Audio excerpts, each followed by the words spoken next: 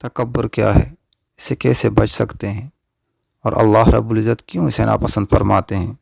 جگہ جگہ قرآن میں اللہ رب العزت ارشاد فرماتے ہیں، ایک جگہ میں فرماتے ہیں ادخلوا ابواب جہنم خالدین فیہا فبئس المثوی متکبرین۔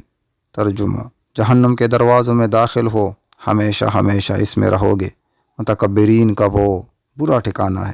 تو دوسری جگہ اللہ رب العزت ارشاد فرماتے ہیں انہ لا یحب المتکبرین، یقینی بات ہے اللہ تعالیٰ تکبر کرنے والوں کو پسند نہیں کرتا۔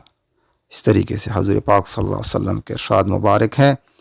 فرماتے ہیں حضرت یحییٰ بن حبلہ رحمۃ اللہ علیہ، حضور نبی کریم صلی اللہ علیہ وسلم کا یہ ارشاد نقل کرتے ہیں کہ وہ شخص جنت میں داخل نہ ہوگا جس کے دل میں رائی کے دانے کے برابر بھی تکبر ہوگا۔ ایک شخص نے عرض کیا یا رسول اللہ صلی اللہ علیہ وسلم، مجھے اپنے لباس کی